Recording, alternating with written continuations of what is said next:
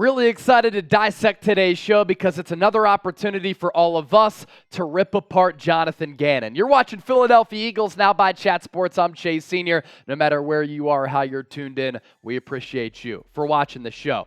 Before we dive into all of the latest Philadelphia Eagles news and rumors, help me out. Subscribe to the channel. We're closing in on 45,000 subscribers, and we're only 180 people away. For those of you who are new to the show, we do it all here on the program, and this is coming from a cat who grew up in Westchester, just outside of Philly, went to Temple University.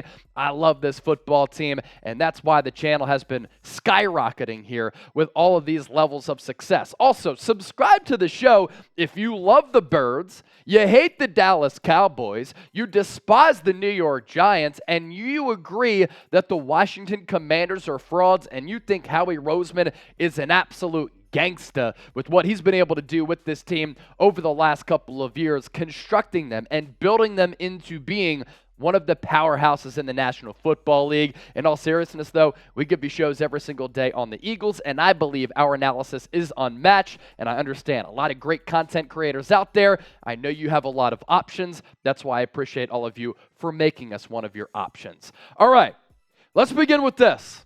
According to ESPN's Adam Schefter, he went on with friend of the program John Kincaid of 97.5 The Fanatic, fellow Temple University alum, and he said that the Jonathan Gannon tampering may have kept the Philadelphia Eagles from hiring Vic Fangio as their defensive coordinator, and instead of hiring Vic Fangio, who's probably the most sought-after defensive coordinator in the sport, who ended up going to the Miami Dolphins, the Eagles had to settle for one of his disciples in Sean Desai. This is fascinating for a couple of reasons. This coming from Adam Schefter, as I said. He said this on the airways of The Fanatic, where I used to intern, by the way. The interesting part about it would be this. I think it impacted a lot of people's lives.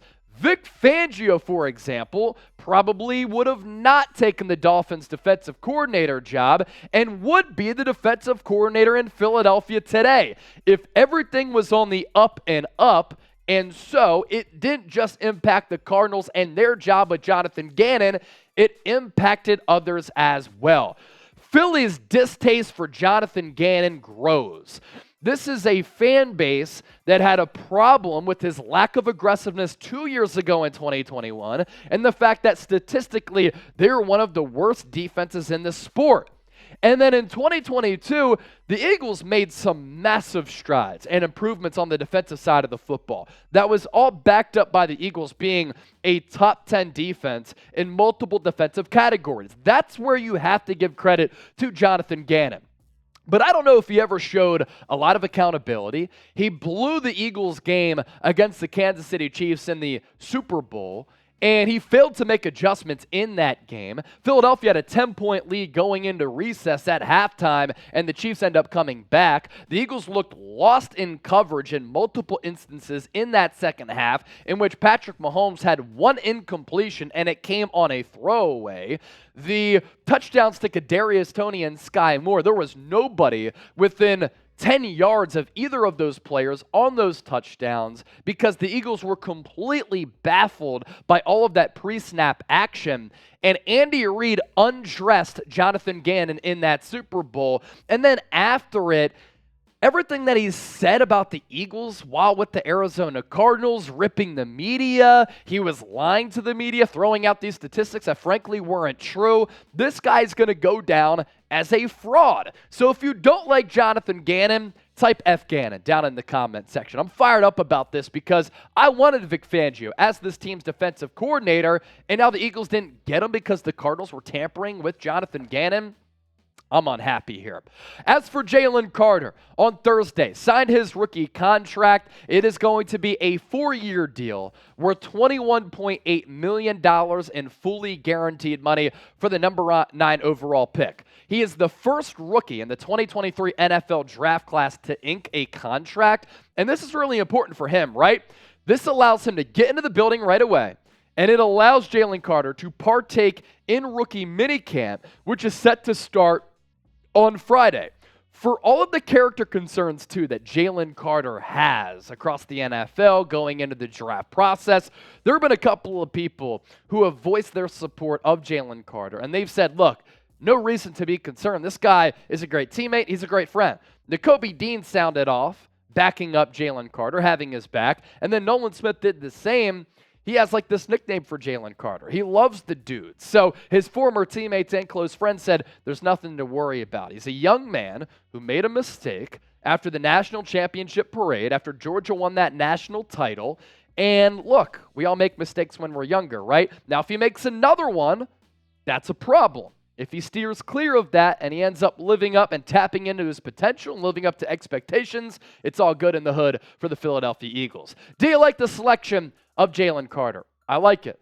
I think that with all of these captains in the locker room, they're going to be able to keep him in line. He can steer clear, hopefully, of all of those issues. L for like, D for dislike. What do you think about the pick of Jalen Carter? As the Eagles gave up a fourth-round pick to take him at number 9. When I thought the Bears should have taken him, they lost out on arguably the best defensive player in this draft class. Speaking of Jalen Carter and Nolan Smith, you see him here to my right, rocking those fresh Eagles draft hats. You can get yours so that you can look like these draftees and rock some swagger, support the Birds, regardless of where you go. I was in Key West back a couple of weeks ago, as you all know, and a couple of times me and the homies wore some Eagles shirts out. A great conversation starter, especially when you travel, because people are like, oh, you're from Philadelphia, you're an Eagles fan, go Birds. I can't tell you how many go Birds we got while walking the streets of Key West, but also there are other people, like from Boston, who are like, I effing ate the Philadelphia Eagles. Chatsports.com/Eagles Draft. Get your hat today and use that link down below so that Fanatics knows that Chat Sports sent you.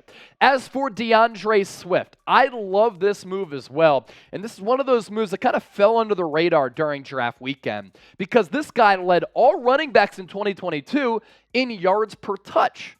Is he about to go off behind this Eagles offensive line, which even though they lost Isaac Seumalo, still could be the best offensive line in football? He said that he is dreaming of running behind this offensive line. Here's what the Philadelphia native and graduate of St. Joe's Prep had to say. I kind of stayed up the last couple of nights just thinking about running behind this offensive line.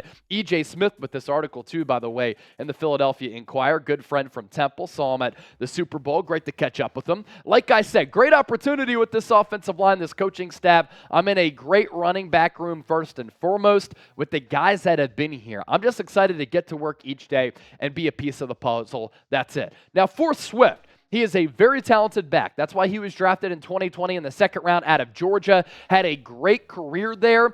Georgia, as a program, has trotted out great running back after great running back. Swift, one of the latest to be very, very fantastic. And for as many problems and issues as there are with his durability, he has played a lot of games. He's just been nicked up. And because of that, the workload hasn't been all that great, right? Or at least large workload, I should say. 114 carries, 151, and then 99. First 3 years in the league. He hasn't missed a lot of time, as I said, but his carries went down dramatically in 2022. Jamal Williams did lead all non-quarterbacks in touchdown runs in 2022. That's a big reason for that. And he has an opportunity to really break out here in a contract year, does DeAndre Swift. But the production's still really good. 4.5 yards per carry, 4.1, 5.5 last year, each year that he's been in the NFL, and the production has been there as well. But this is the thing with the Eagles. They have always gone running back by committee. I mean, even when Brian Westbrook and LaShawn McCoy were toting the rock a ton, the Eagles, whether it was Andy Reid, Chip Kelly, whether it's been Doug Peterson, Nick Sirianni, they always like to go running back by committee to keep all of these backs fresh.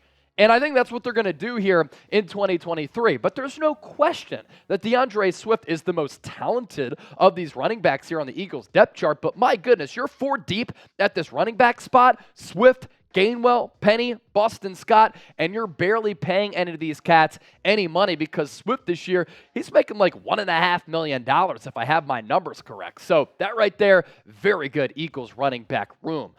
Question of the day, who will lead the Eagles in rushing in 2023? I'm fascinated to see how it plays out. And you have all those really good running backs teaming up with Jalen Hurts in that backfield. Man, this Eagles offense can be scary. You only lost Seumalo and Miles Sanders from a year ago for an offense that set records and was one of the most potent in the National Football League. Cannot wait for the 2023 campaign. Share your thoughts with us. Don't forget to subscribe. We'll catch you next time here on Eagles Now, and I hope all of you have a fantastic weekend. Go Sixers as well.